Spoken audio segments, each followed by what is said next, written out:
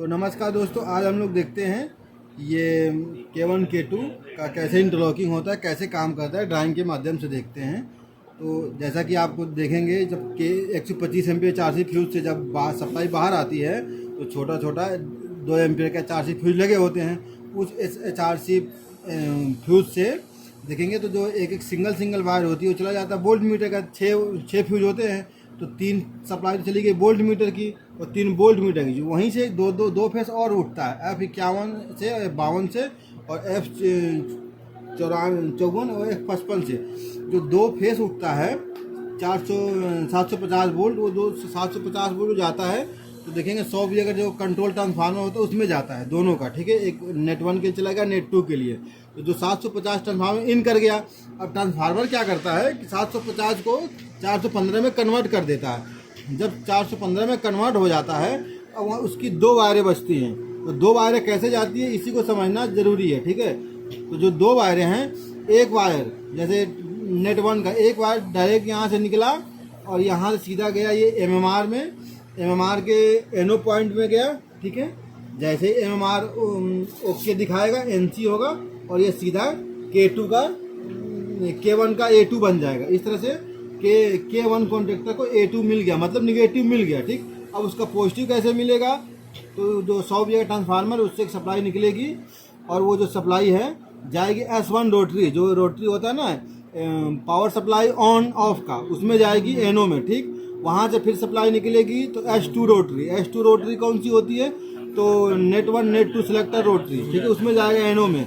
वहाँ से निकलेगा तो DND में जाएगा।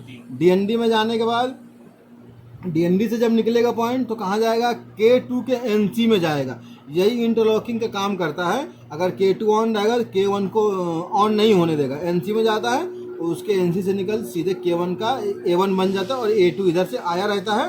तो इस तरह से K1 हमारा ऑन हो जाता है, ठीक।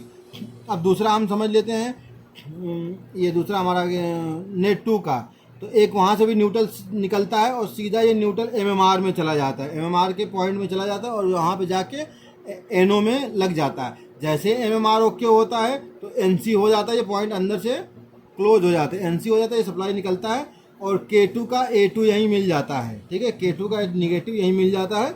अब इस कॉन्ट्रैक्टर K2 को A2 मिल गया, निगेटिव मिल गया, इसको पॉजिटिव चाहिए। तो पॉजिटिव कहाँ से आता है?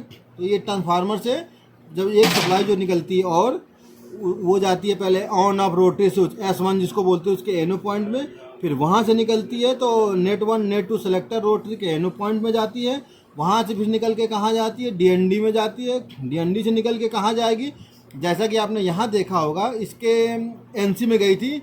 जब K1 का कॉन्ट्रैक्टर का सप्लाई आ रहा था K2 के NC में गया था, तो उसी तरह से जब K2 का आएगा तो K1 के NC में जाएगा और K1 के NC में जाके सीधा K2 कॉन्ट्रैक्टर का A1 बन गया। इस तरह से न्यूट्रल मिल जाता, पॉजिटिव मिल गया। इस तरह से ये ऑन हो गया। फेस या मतलब निगेटिव पॉजिटिव भी आप कह सकते हैं। वैसे दोनों फेसों में आप वोल्टेज मेजर करेंगे तो 415 होता है, ठीक है, क्योंकि यहाँ से 415 निकालता, कोई निगेटिव पॉजिटिव नहीं होता है। ये दोनों फेस ही फेस हैं। ये कॉन्ट्रैक्टर 415 वोल्ट सेपरेट होता है। अब यहाँ पे एमएमआर का क्या रोल रहता है? तो एमएमआर का रोल ये रहता है कि जब हमारा देखेंगे जो F51 F50 51 52 F53 54 55 से रेड येलो ब्लू वायर आके एमएमआर के ऊपर लग जाते हैं। एमएमआर का क्या करता है? इसको रीड करता है। एमएमआर जब रीड करता है तो एमएमआर के पास 2 एनो पॉइंट है। एक ये एनो पॉइंट है, इंडिकेशन का काम करता है। ये दूसरा एनो पॉइंट है, ये कॉन्ट्रैक्टर का A2 देता है और दूसरा ये एनो पॉइंट है इंडिकेशन का देता है, दूसरा ये कॉन्ट्रैक्टर का A2 देता है। तो A2 के लिए क्या करता है कि वागन नंबर प्लस 922 से एक फेस उठा लेता है, 110 वोल्ट का फेस, ठीक है। ये 110 वोल्ट DC रहता है, ठीक है, ये ध्यान रखना। यहाँ पे AC है, यहाँ पे DC है। 110 वोल्ट DC उठा लेता है और ले जाता है K3 के एनो पॉइंट पे और वहीं से एक सप्लाई और उठा के और K4 के एनो पॉइंट में ले जाता है, ठीक। अब ये दोनों एनो पॉइंट में सप्लाई मिल गई। अब जैसे ही ये एमएमआर ऑन होता है तो क्या होगा? दो जगह सप्लाई जाएगी। एक तो जो ये एनो पॉइंट में सप्लाई आई हुई है वो सप्लाई चली जाएगी और पैनल के बाहर जो LED लाइट लगी थी एमएमआर ऑन का जो LED जलता है उसमें चला जाएगा पॉजिटिव और दूसरे वाले एमएमआर का LED में चला जाएगा। ये जो है यहाँ पे ये सप्लाई आई रहती है, जैसे ट्रांसफार्मर सप्लाई आगे यहाँ रुकी रहती है, जैसे ये एनसी होता है सप्लाई दोनों कंडक्टर के सप्लाई मिल जाती है K2 और NO और मतलब इसका फेस इधर से आया रहता है और इस तरह से कॉन्टेक्टर ऑन हो जाता है। इन रूट आपका अगर कॉन्टेक्टर नहीं लग रहा है तो आपको कहाँ कहाँ चेक करना है, तो सबसे पहले तो MMR का ये NO पॉइंट चेक करना है कि ऐसा तो नहीं है ये पॉइंट ख़राब हो गया, इनसे नहीं हो रहा है, अगर सप्लाई आने के बाद ये MMR गड़बड़ कर रहा है तो अगर यहाँ पे चेक करना है। अगर इन रूट आप स्कॉटिंग में हैं तो अगर क्या करेंगे तो आप इसको यहाँ से बाईपास करेंगे। तो बाईपास क्या, एक छोटा तार का टुकड़ा लो, दोनों पॉइंटों के बीच में ऐसे लूप कर दो तो ये हमारा MMR बाईपास होगा, ठीक है। तो हमारा एक कॉन्टेक्टर को निगेटिव मिल जाएगा, इस तरह से कॉन्टेक्टर ऑन हो जाएगा। सेम प्रोसेस यहाँ भी आप करेंगे तो यहाँ से चेक हो सकता है। अब अगर फेस नहीं आ रहा, A1 नहीं आ रहा, तो A1 को कहाँ चेक करेंगे, तो पहले रोटरी के ऑन ऑफ रोटरी में चेक करेंगे।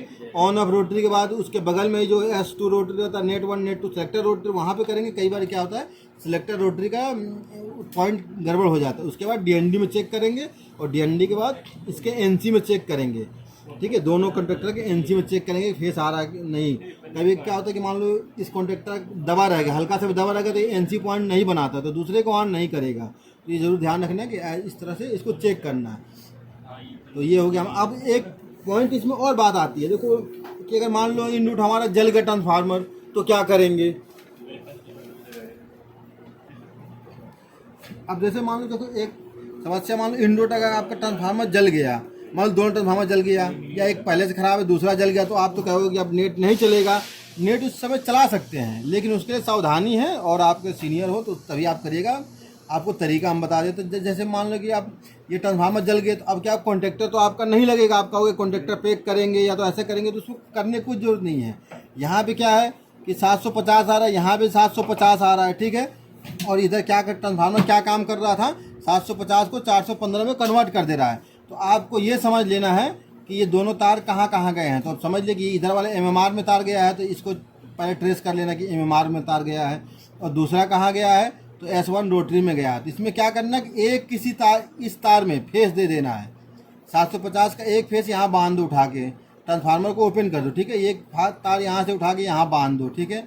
अब तो ये फेस इसको 750 मिल गया। अब इसको न्यूट्रल, इस वाले तार में क्या न्यूट्रल देना है। न्यूट्रल कहाँ से देंगे, तो देखेंगे जो हमारे HRC फ्यूज है 125 एम्पियर, उसके बगल में ब्लैक वायर जाता है, ठीक है। या इस कॉन्ट्रैक्टर के K1 K2 कॉन्ट्रैक्टर के पीछे भी एक ब्लैक वायर रहता है, ठीक है, डायरेक्ट रहता है। उस वाले वायर से इसको कनेक्ट कर देना है, छोटे वायर के द्वारा, ज़्यादा लोड नहीं होता। कनेक्ट कर देंगे तो क्या होगा, 750 को जब न्यूट्रल देंगे तो 415 हो जाता है। जब 415 होगा तो ये आराम से आपका कॉन्ट्रैक्टर फिर क्या ऑन हो जाएगा, ठीक है। तो इन रूट आपका कहीं जल जाता है ट्रांसफार्मर, तो आप इस तरह से करके, तो देखो यार पहले जब पहले में ये जब नहीं होता था 100 VA का ट्रांसफार्मर नहीं होता था तो क्या होता था, ऐसे तो चलता था। उस टाइम भी ऐसे ही चलता था, डायरेक्टली एक न्यूट्रल की प्रयोग होता था। जब HOG आ गई तो उसके वजह से डायरेक्टली दे दिया, क्योंकि जब न्यूट्रल सेक्शन पे गाड़ी जाती है तो बंद होता है। तो अब उस वजह से ये ट्रांसफार्मर दे दिया गया है कि ये कॉन्ट्रैक्टर सेपरेट रहे, ये बंद ना हो, क्योंकि न्यूट्रल सेक्शन पूरा बंद हो जाता है। तो आप चाहेंगे तो इमरजेंसी में ऐसा करके आप गाड़ी ला सकते हैं। बस ये ध्यान रखना है कि एक फेस में अब ये 750 की सप्लाई लूप करके दे दो, इसको डिस्कनेक्ट कर दो ऐसे, मतलब दोनों तरफ से डिस्कनेक्ट रहेगा। ये यहाँ 750 दे दो इसको, और एक जो वजह MMR की जो सप्लाई गया है उसको न्यूट्रल में टच कर दो। न्यूट्रल में यहाँ से तार लूप करके न्यूट्रल में दे दो, तो कॉन्ट्रैक्टर को जो सप्लाई जाएगी कंट्रोलिंग वो 415 वोल्ट ही जाएगी। तो कभी भी आप ट्राई करके देखेंगे 750 को अगर न्यूट्रल के साथ दे देंगे तो ये 415 हो जाता है, 415 20 के आसपास का तो आ जाता है। इस तरह से आपका K1 K2 ऑन हो जाएगा, क्योंकि कोई कॉन्ट्रैक्टर है 415 वोल्ट पे ऑपरेटर है, ठीक है। तो जब 750 से देंगे तो 415 खुद ही हो जाएगा। इस तरह से ये कर सकते हैं। इन रूट MMR खराब हो जाए तो आप इन दोनों तारों को आपस में लूप भी कर सकते हैं, या आपस में इन दोनों तारों को खोल के टेप कर दे, आपस में एक साथ जोड़ देंगे तो भी आपका ये सप्लाई वापस फिर कॉन्ट्रैक्टर को ऑन करा देगा। तो ये सब चीज़ें हैं। वीडियो अच्छा लगे लाइक और सब्सक्राइब करें। धन्यवाद, मिलते हैं अगली वीडियो में। आप एक बार देख लीजिए पूरा तरह से, दिखा दे पूरा।